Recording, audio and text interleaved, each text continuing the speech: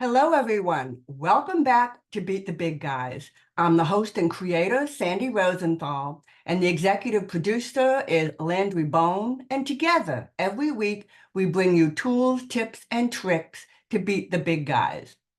Today, I'm going to take a bit of a departure from the usual format. Rather than interviewing a guest, I would like to talk to you today about a topic that is so important, yet in the 100 episodes that I've recorded so far, this particular topic just did not ever come up.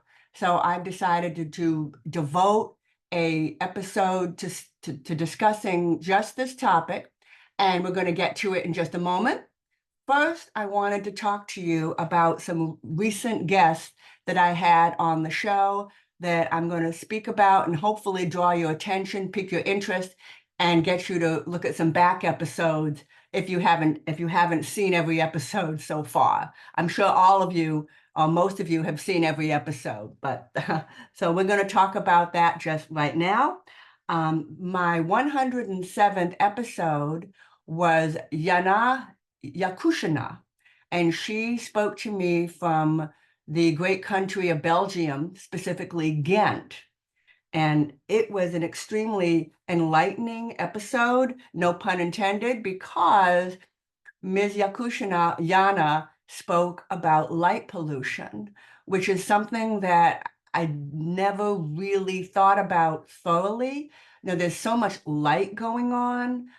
We leave lights on all night, not really thinking about the harm that does to just about everything, to the planet, to the animals, to the bugs, and even to people, having the lights on too much. And it was a very interesting talk. And as far as how to beat the big guys, one of the things that we figured out together as we chatted is how it is very important when you are trying to convince someone to see your facts that you use words that are understandable to them. Don't get bogged down in the technical words of your field, whatever that is. Use words they understand and talk about subjects that they understand. And a common theme that happens with Miss Yana is when the lights are on all night, people feel safer. They just feel safer. Whether or not they are is actually another conversation. And there are many studies that show having the lights on all night is not necessarily making people safer. They just feel that way. Extremely interesting conversation. I encourage all of you to check out episode 107 with Yana Yakushina. A second topic we covered in the past 10 episodes, or 10 or 15 episodes, was the challenge of bringing the unseeable to people. So what do I mean by the unseeable? Things that you can't reach out and touch, things that you can't see. A common example of this is understanding just how infinite the universe is. It is so difficult to describe that lots of exhibits are at museums to try to help people understand how tiny the Earth is and how large the universe is. So that's an example of the unseeable. You can't see that far away. But there are two, not one, but two episodes where my guest had that challenge, how to bring the unseeable in sight. One of them was my guest, Dr. Tessa Hill, who wrote a book about the um, the oceans and how the oceans are actually in trouble. The oceans, like our air, are polluted, becoming degraded. But you know what? We can't see it. You look out across the ocean and you see the beautiful sparkling ocean and so pretty with the light sparkling on it, with the sun shining on it during the day and the moon shining on it at night. But we can't see the trouble going on underneath the surface. So Tessa's challenge is bringing the unseeable to the big guys, and helping them understand the trouble the oceans are in. And there are two main ways to do that are video. But the written word, the power of prose. I read Dr. Chess's book, which I'm going to pull up in just a moment to tell you the name of it. In fact, I think I'm going to pause the recording right now to grab that. The name of Tessa Hill's book is At Every Depth, Our Growing Knowledge of the Changing Oceans.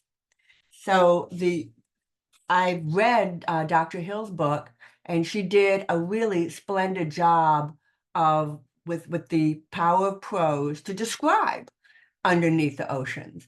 And she did such a good job that I could imagine myself a scuba diver under the ocean, just looking at the beautiful waving seagrasses underneath the ocean. She did such a good job of in her descriptions. I'm bordering on claustrophobic, and I will probably never scuba dive in my life, but she's made me feel like I was. So bringing the unseeable to your guests. Bringing the unseeable to the big guys whose opinions you may be trying to change. Another example of bringing the unseeable insight was episode 95, and my guest was Kristen Tiish, and she was attempting to make the big guys understand why we need bats, those little black critters that fly around at night. Well, they're not all black. Those little critters that are actually mammals that have one baby at a time and can fly. They're quite miraculous. And we really need those bats. And I'm sure some of us, or many of us, have seen bats, but you don't really see them. They flitter by so fast at sunset. You know that was a bat, but you can't really see it up close. You can't really see how miraculous those little bodies are, that how can they fly and they're mammals. It's amazing. And what they're doing for the planet in terms of the way they help with pollination, and they help with scattering seeds and all kinds of other things. But you can't see back. I can go outside and see the birds during the day. I can see the cardinals and the pigeon. You can't go outside and see the bat. So she's done a wonderful job of bringing the bats in sight. And she's made a battie out of me. I'm now a bat lover. I want to talk for just a moment about our 100th episode. For our 100th episode, Landry Bone and I worked very hard rolling that out.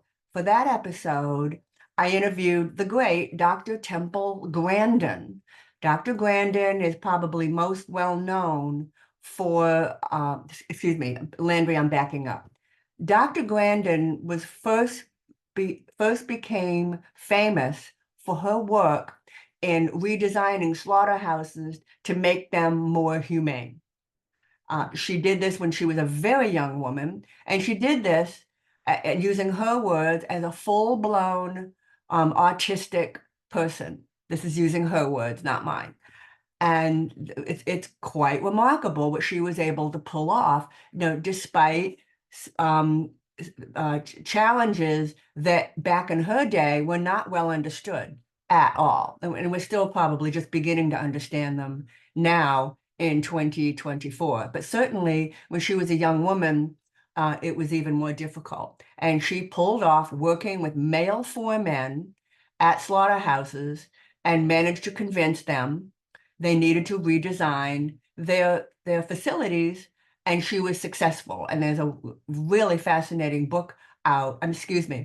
Starting again, Landry. There's a very fascinating documentary out. Actually a movie, a Hollywood movie out about Dr. Grandin's work with an actress playing the role of Dr. Grandin. Dr. Grandin's message to me and to all the listeners was incredibly valuable. It may be the most valuable piece of advice ever given on this show. And that is, select what it is you're trying to do. Select that thing you're trying to change and stick with that. Make it specific, do not be abstract, and do not expand on that. Stay honed in on whatever that is. And in the case of Dr. Grandin, she was making slaughterhouses more humane. She did not take on the cause of, well, what about the vegetarians and the people who were against eating meat? She didn't take on that cause. And I'm sure she did have pressure to do that. She stuck with what she needed to do, and she did it.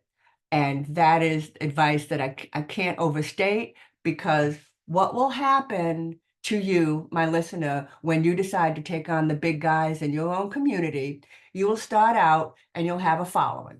You know, it might be a handful of people, it might be 5 people, it might be 100, it might be 1,000. However number of people you have, you know, within your following, your supporters, other people will see that, will see your supporters, and they're going to want a piece of the action. They're going to come to you, and they're going to say, oh, well, in addition to what you're doing, you should also do this, A, B, C, and D. Resist it. Don't do it. No matter how reasonable it might appear, don't do it. What they're doing is they want access to your database, which is worth diamonds, emeralds, and rubies. And you don't want to do anything to antagonize that database by expanding your mission to something else that, even if it's related, is not 100% relevant.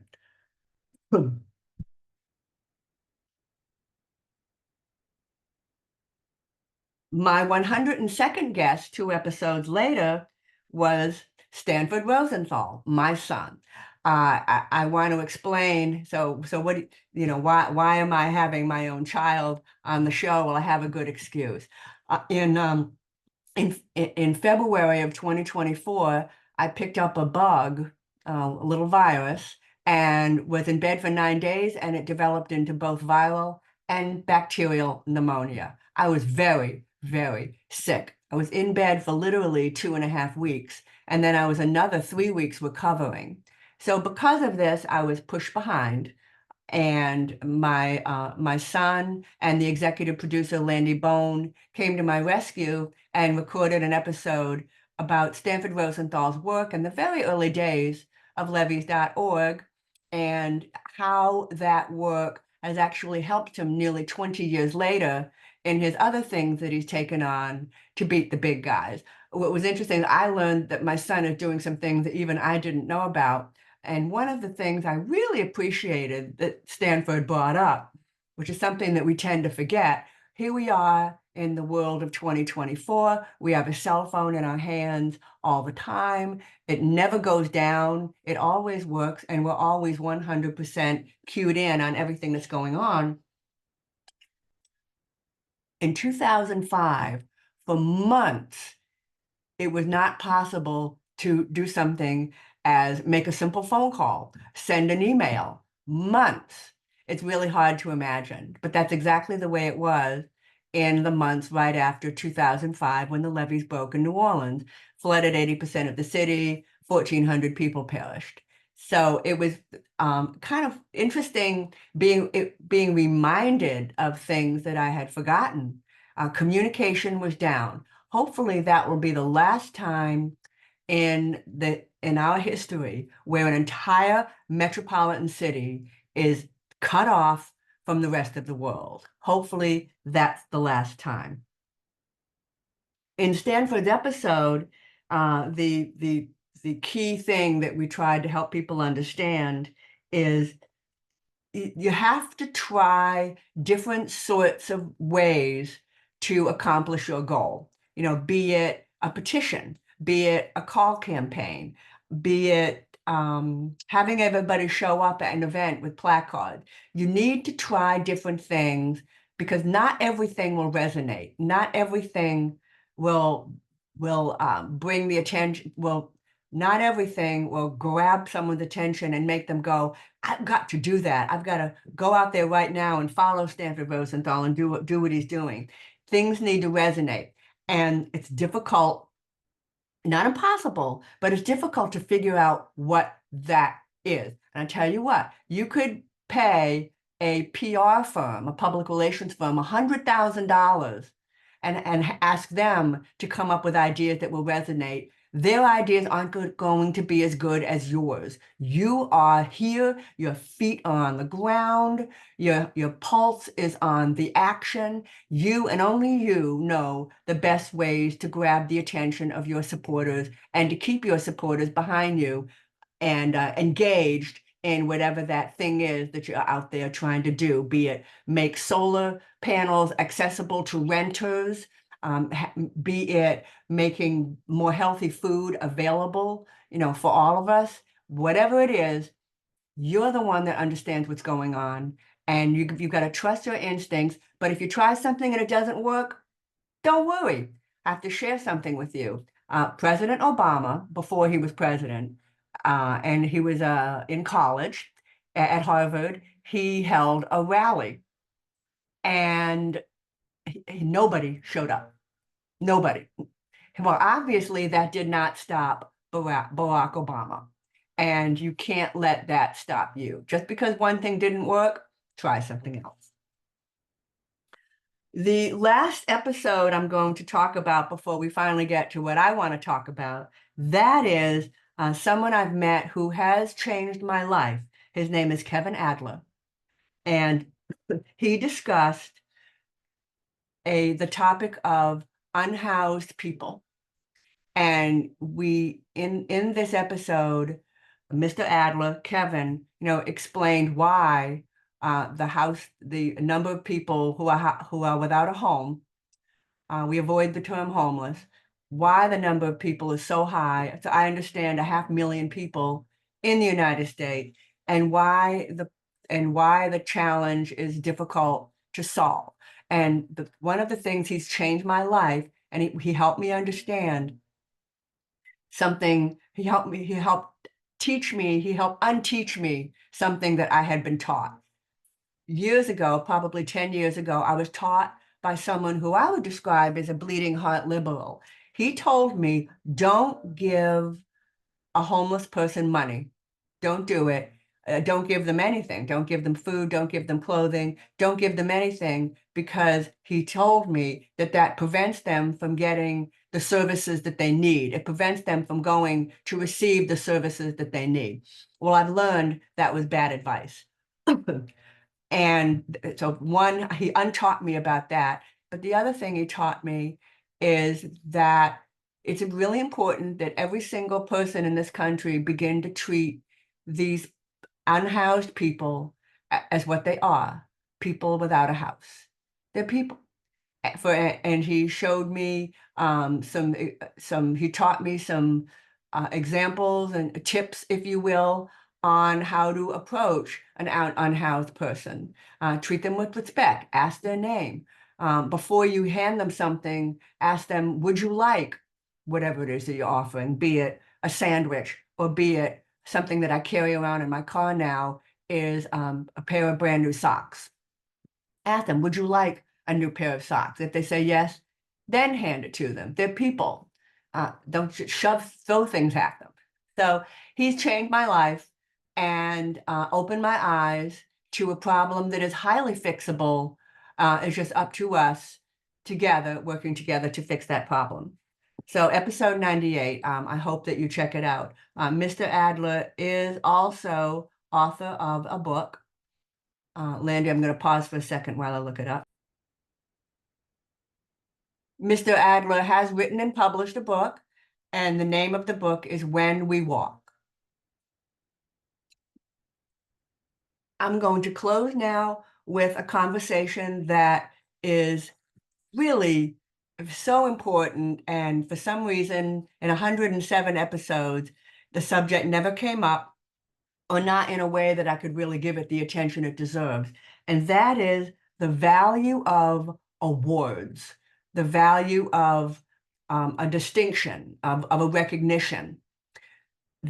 It's that time of year. It's award season. Lots of organizations, environmental, all kinds of organizations are offering awards to people who have done stellar work in a particular field. And you, as a community mobilizer, may get offered an award for your work. And if you are like most people, you will think to yourself, I don't need an award. I have work to do. I don't want an award. The other people should get an award, for supporting me. I don't want it. Don't give it to me. Don't talk to me about it. And the the impulse to turn down an award is overpowering. Throw in a little bit of imposter syndrome, if you will. However, I've been there. I was in those shoes. I didn't want to receive an award. I felt embarrassed about it. I felt self-conscious about it because the work I'm doing isn't about me and it's not for me. So why am I getting an award? So let's talk about this for a moment. An award serves two very valuable purposes to the community mobilizer. The first thing it does, it gives renewed credibility and faith to the people who are already supporting you. It is proof that your help is generating results when you receive an award.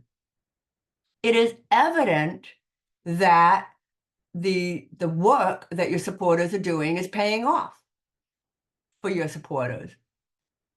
And last but not least, it's a sign to all of your supporters that all of their time has been well invested. Okay? So awards serve as a good pick-me-up, for your supporters who some of them have been doing a ton of work, some not so much, but nonetheless, they're all supporters, and every single one of them is valuable. And as I've already pointed out in this episode, your supporters are worth diamonds, rubies, and emeralds. And this is a great thing for your supporters. Okay, moving on. The second valuable thing about awards is it gives you credibility to people who are not already your supporters. There might be supporters who are on the fence who go, "Wow, look at that! This must be evidence that the work that Sandy is doing or the work that you're doing is valuable work, and maybe I should be paying more attention. Maybe I should show up at one of the meetings. Maybe I should make a donation."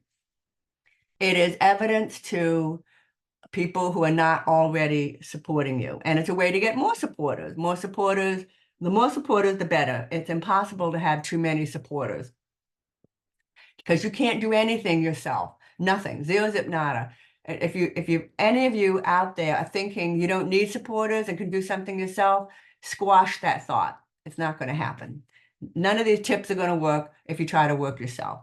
And then finally, there's another great thing about awards, and that is the media attention that goes along with when an organization like the Sierra Club or the Bureau of Government Accountability, there's countless, literally countless organizations out there, many of whom give out an annual award. Some of them give out one award a year, some give out maybe 10. But there are lots of them out there. And often the media covers these events, and these award recipients' name is up in lights in the media. Again, this furthers the reach of your message. The media and we can have now. We have had whole episodes on media, and whether is the media your friend or is it your foe, and it can be both. But that's we have devoted episodes to exactly that. But I do want to point out that the media often will cover award ceremonies, and there's another reason, another way for your message to have more reach, which anything that expands the reach of your message that doesn't cost you anything is worth it. So with that, I think my throat now hurts, which means I must have been talking enough. It's time for me to sign off. I hope that you enjoyed this episode.